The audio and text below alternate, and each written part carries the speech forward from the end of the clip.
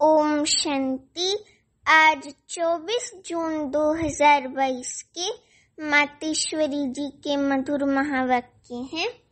आज मातेश्वरी जी मम्मा का स्मृति दिवस है। आज मम्मा ने सभी यज्ञवत्सों को अंगूर बांट करके विदाई ली थी।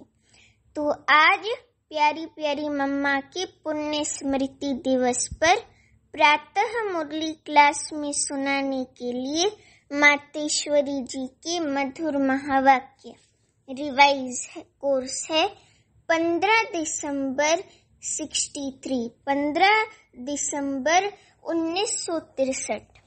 अभी टॉपिक है मुरली का कर्म ही सुख और दुख का कारण है, क्योंकि कर्म ही एक ऐसी चीज है जिसका फल जो है मनुष्य या तो इस जन्म में भोगता है या दूसरे जन्म में भोगता है। तो कर्म ही सुख और दुख का कारण है, ना कि भगवान।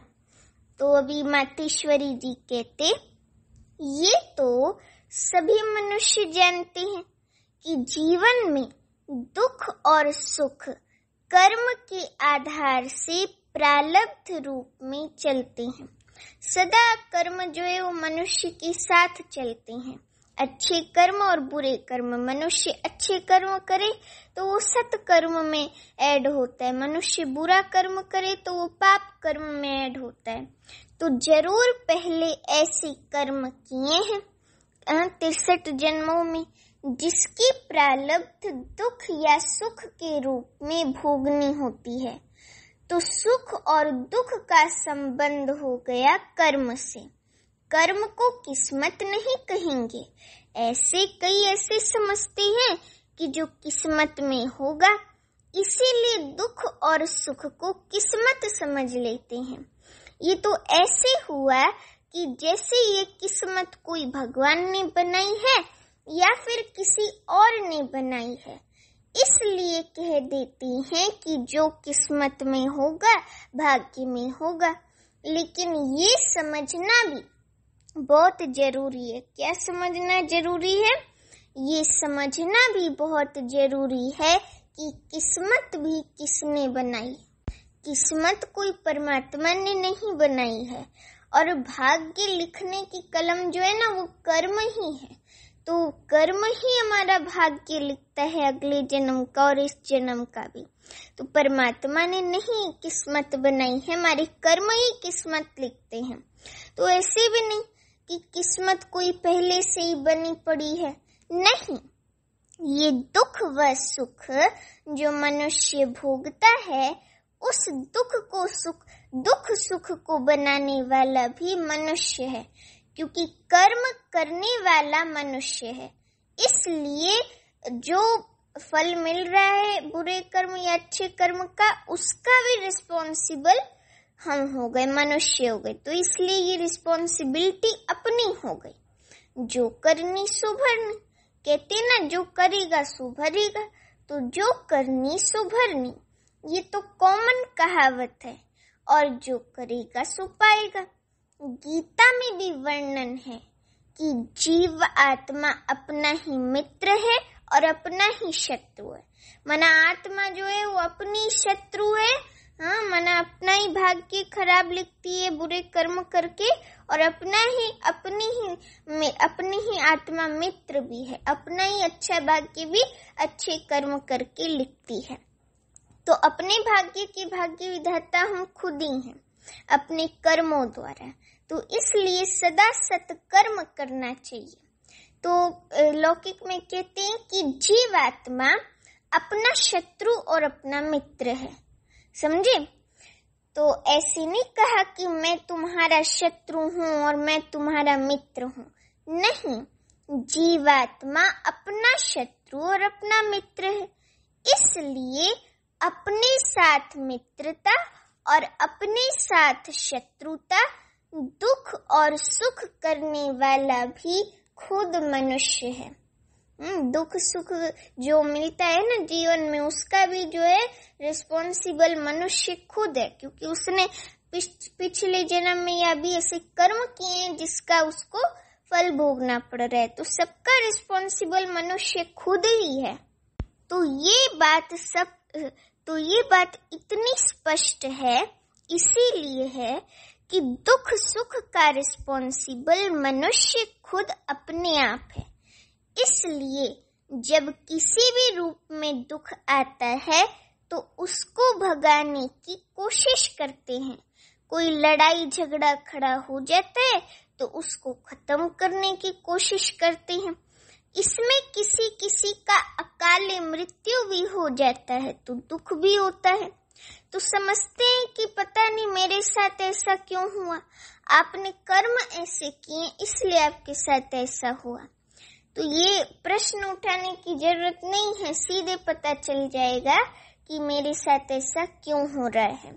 फिर उसी वेग में जोश में आकर भगवान को भी गाली देने लग पड़ते हैं। अभी तुम्हारे आगे ये बातें जो आई हैं, बाबा कहते अभी तुम्हारे आगे ये बातें जो आई हैं, ये किया किसने? ये अकाल मृत्यु जो आया, ये जो रोग के रूप में दुख आया, क्या ये भगवान ने किया? ये जो लड़ाई झगड़े संसार के जितने भी दुख के कारण हैं, तो क्या वे सब भगवान ने किए? अरे भगवान जिसको कहते हो दुख हरता, दुख को हरने वाला, खत्म करने वाला, सुख करता, सुख की दुनिया स्थापन करने वाला, सुख देने वाला, तो इसलिए तो जब कोई भी दुख आता है तो उनको याद करते हो कि हमारा दुख जो है वो दूर करो। तो शरीर को रोग लगता है तो भी कहते हो हे भगवान, तो दुख में उनको ही याद करते हो। अगर उसी ने दिया है तो जो दुख देने वाले उसको क्या करना चाहिए बताओ?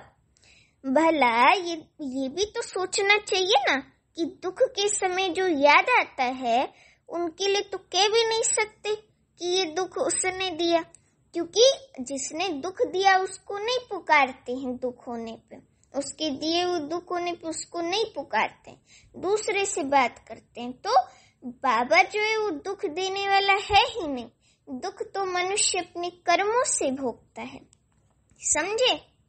दुख में उनको ही याद करते हो। अगर उसी ने दिया है तो जो दुख देने वाला उसको क्या करना चाहिए बताओ? भला ये भी तो सोचना चाहिए कि दुख के समय जो याद आता है उनके लिए तो कह भी नहीं सकते कि ये दुख उसने दिया। ये भी तो समझने की बात है ना। जब याद करते हैं तो जरूर उनका संबंध हमारे साथ कोई दूसरी बात का है, ना कि दुख देने का। इससे सिद्ध होता है कि दुख का कारण अथवा इसका रिस्पॉन्सिबल कोई और है, उसमें भी कोई तीसरा तो है नहीं।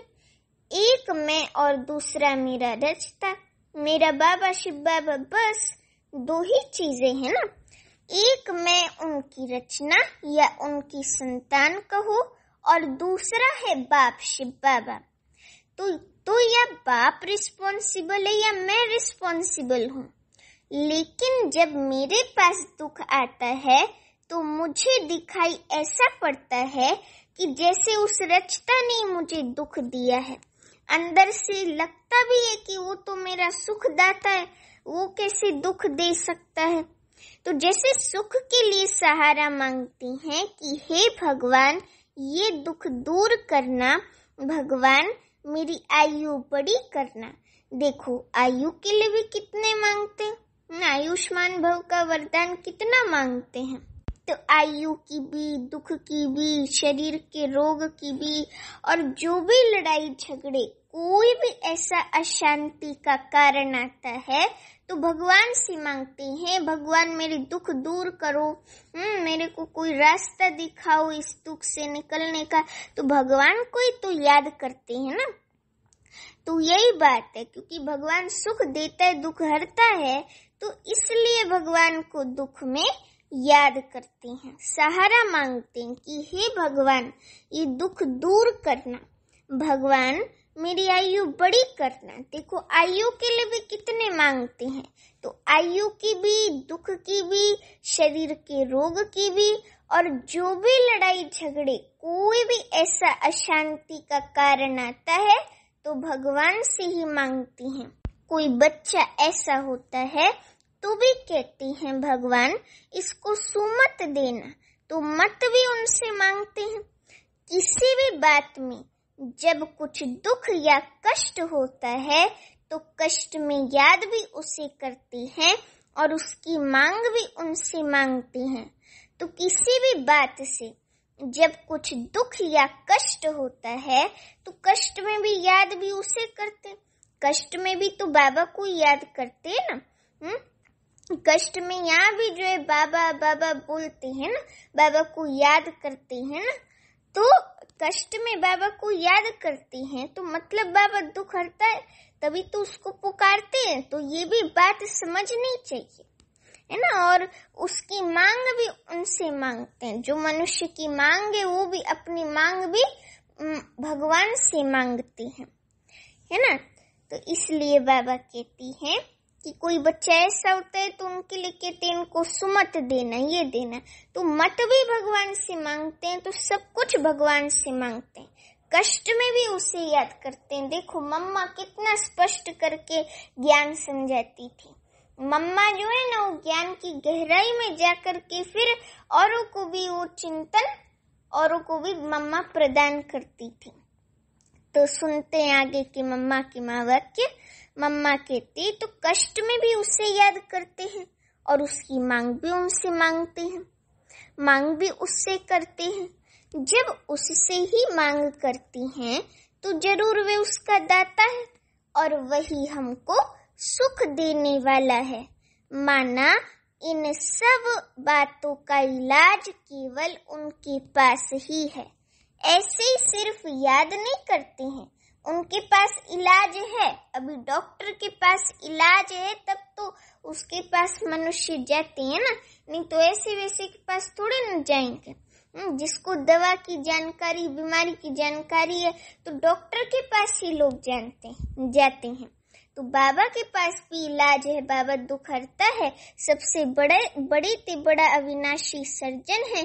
तो इसलिए बाबा से सब दुख दूर करने की मांग करती हैं।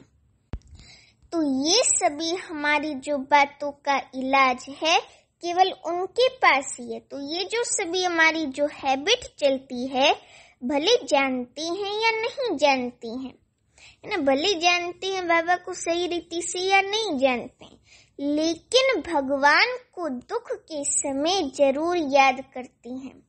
कोई भी बात होती है तो मुख से निकलता है ओ माय गॉड। कुछ मेडिकल वाली बात होगी तो भी कहते ओ माय गॉड।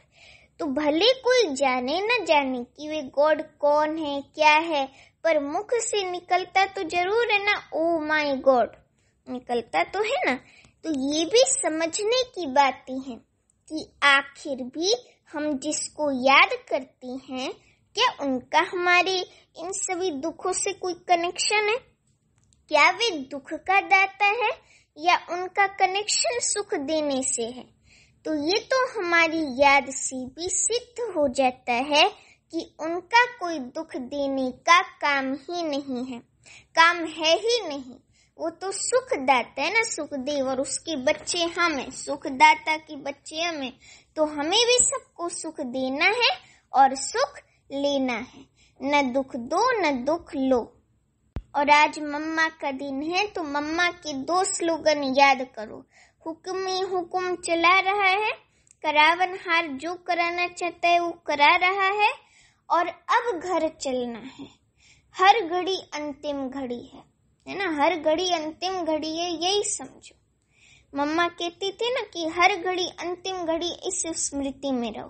तो जब हर घड़ी अंतिम घड़ी इस स्मृति में रहेंगे तो अलर्ट रहेंगे, एक अंदर में अटेंशन रहेगा कि अरे कभी भी अंतिम घड़ी हो सकती है, तो वैसे एवर रेडी रहेंगे। बाकी बाबा ने कहा है ना कि बस एवर रेडी रहो, फिर चाहे 10-12 वर्ष भी कलयुग चले तो भी कोई हर्जा नहीं है, लेकिन एवर रेडी हो जाओ। तो इसलिए हर घड़ी अंतिम घड़ी है, ये समझ के एवर रेडी हो जाओ। तो इसलिए अभी आगे सुनते हैं मम्मा की महावाक्य। मम्मा कहते कि अगर देता तो क्यों याद करते, अगर दुख देता बाबा तो क्यों याद करते? दुख देने के लिए तो अंदर गुस्सा आता है, सोचते हैं कि इसके लिए पता नहीं क्या करें। परंतु भगवान के प्रति तो सदा और दुख के समय तो खास प्रेम आता है कि भगवान हमारा दुख दूर कर दो ना। ऐसे प्रेम आता है अंदर में, दिल में वो प्रेम उभर आता है। तो अंदर से आता है कि जैसे वो हमारा कोई बड़ा मित्र है, हमारा सगा संबंधी, ऐसे फीलिंग आती है अंदर से। तो अंदर वे खुशी आती है, तो जरूर उनके साथ हमारा सुख का संबंध है। तो दुख का कारण जरूर कोई और है, अभी और कोई तीसरा तो है ही नहीं। एक मैं दूसरा वे। बाबा कहते एक मैं, अरे मम्मा कहती एक मैं बाबा का बच्चा और दूसरा वे मेरा बाप, बस। तो जरूर मैं रिस्पॉन्सिबल हुआ ना। तो जिस चीज के लिए मैं निमित्त हूँ तो और ही मैं ही दुख में दुखी होता हूँ, और पैदा भी मैं अपने आप करता हूँ। तो ये देखो कितनी बेसमझी है। जिस चीज से छुटकारा चाहती हैं वे चीज मैं अपने लिए खुद ही बनाता हूँ। आश्चर्य की बात है। तो आश्चर्य की बात है ना। मनुष्य चाहता नहीं हूँ, मनुष्य कहते मैं चाहता नहीं हूँ, फिर भी दुख बनता जाता है। तो जरूर वे कोई बात से अनजान है, बेसमझ है।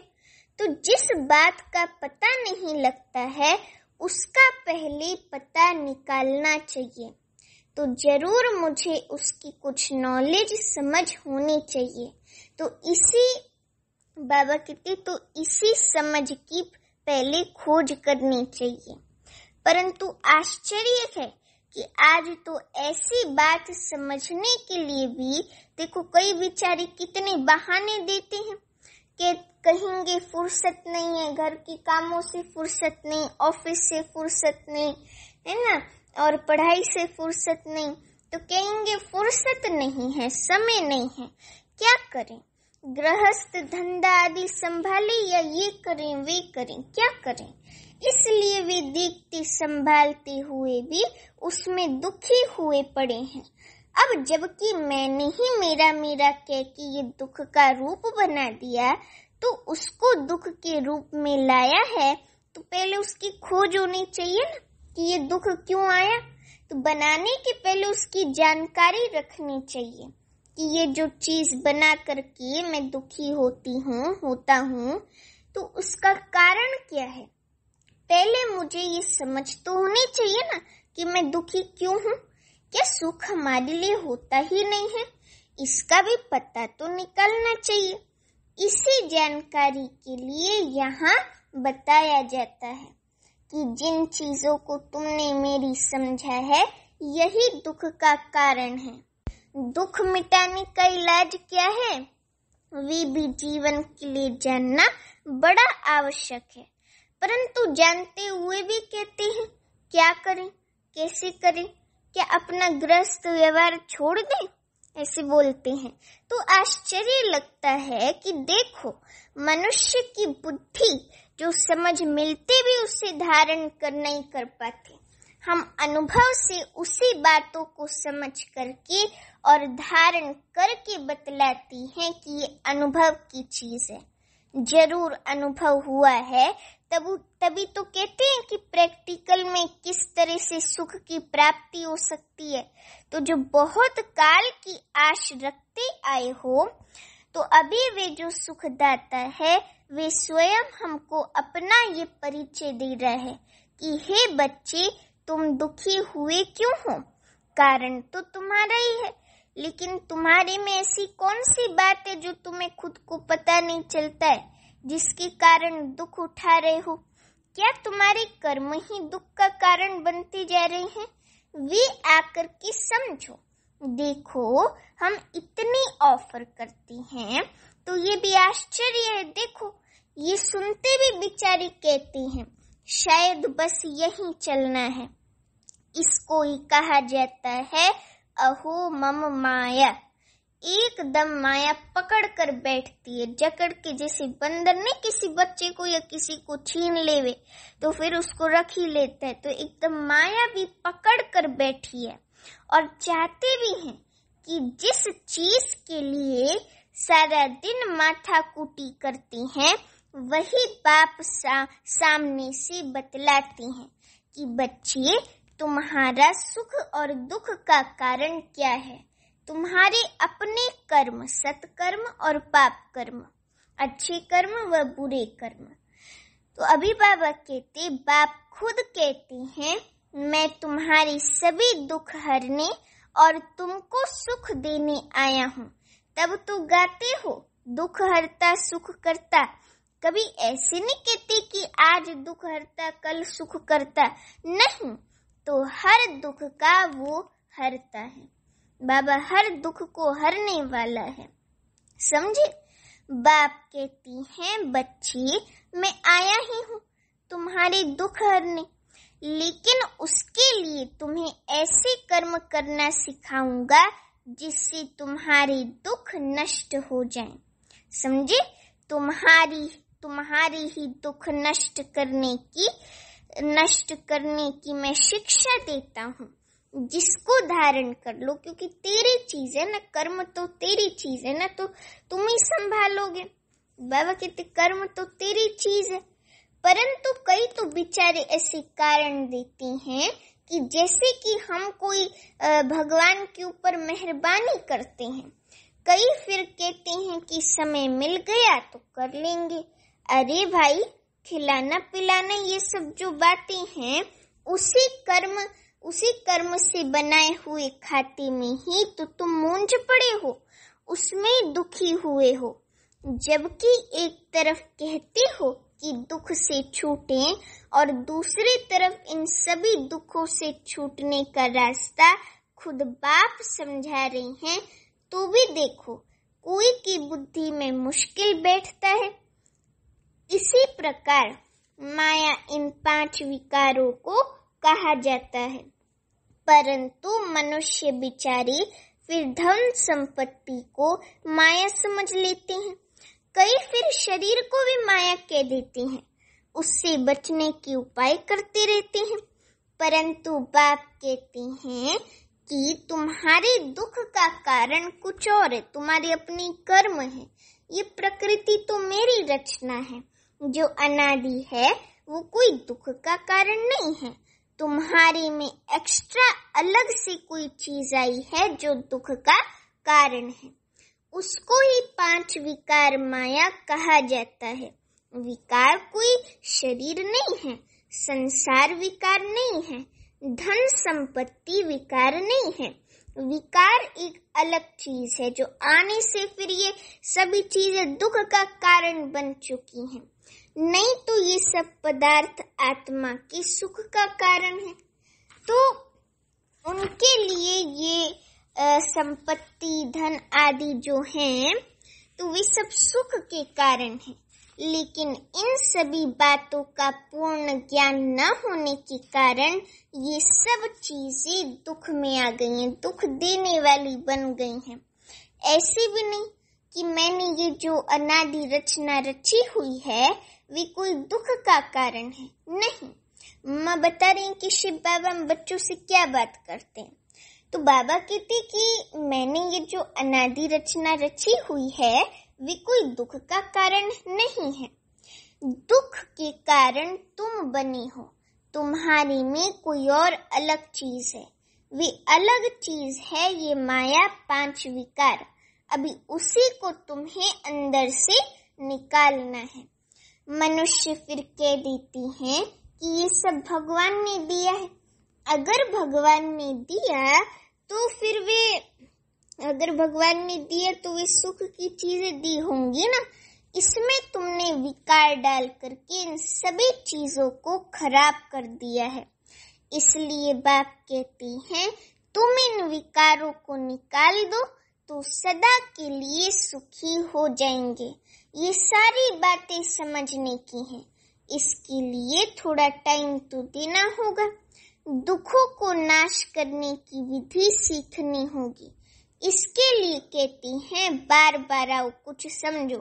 परंतु ऐसे नहीं कि यहाँ से सुना और बाहर गई फिर बात खत्म।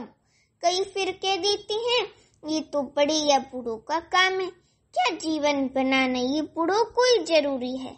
अरे बूढ़ा तो वे हुआ जो उल्टी सीढ़ी चढ़ जाती हैं फिर देख करके उतरते हैं।